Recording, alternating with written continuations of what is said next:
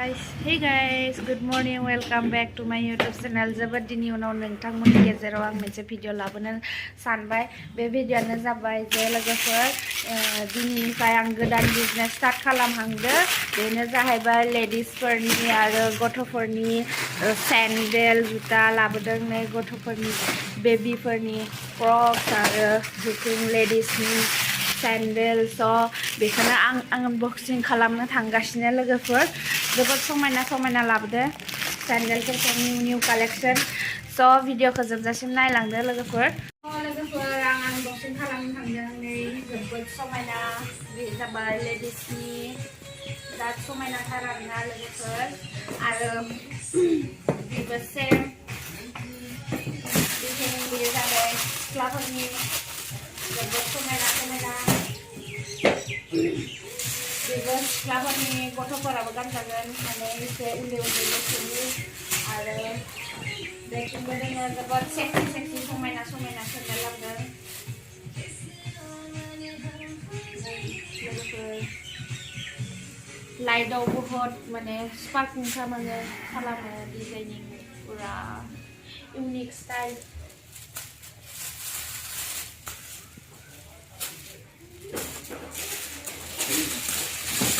आरो बेथिंबो दोङो जोबोद समायना बिराद अनथावथावखा सेन्डेलानो।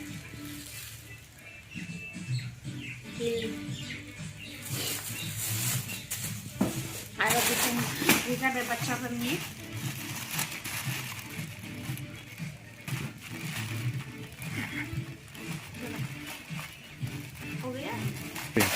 नै बेफोर जि किउट लोगोफोर पूरा सोलि बिलाइ आरो जोबोद सफ्टथार, गोरा नङा, प्लास्टिकनि नङा, बिराद गुरै सफ्ट एकदम। कालारफोरानो जोबोद किउट कालार। आरो बे जाहैबाय लेडिस चप्पल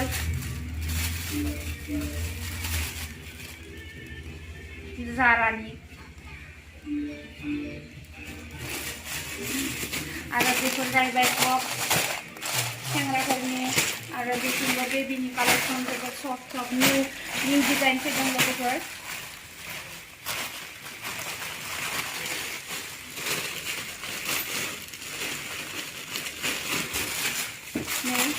माने बेयो फ्रक्स बिथिं फिथा दङ आरो बिथिं आरो बिदि स्टाइलनि आरोना फिथा गोनां।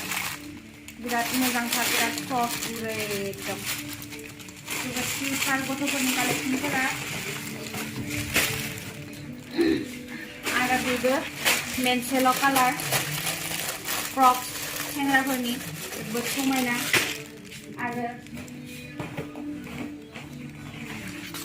बेथिं बयसफोरनि सैंडल बक्सआवनो फैजोबो गासैबो।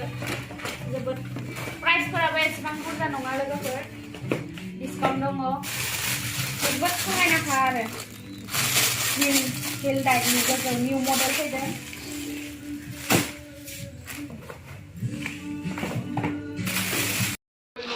लोगोफोर बिनि साजायनाय भिडिअखौ आङो नेक्स्ट टाइम लाबोसिगोन बरियानो। आरो बिनि प्राइसआ बेसेबां माबे प्राइसआ बेसेबां दङ, डिसकाउन्ट बेसेबां दङ बेफोरखौ नोंथांमोना बुंगोन आं।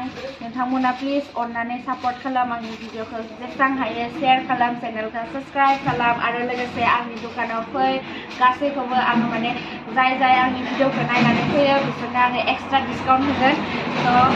बेनोसै आंनि निउ बिजनेस बोरै जायो गासैबो आंखौ माने विश खालाम जाहाथे आंनि बिजनेसा आवगायलांनो हायो।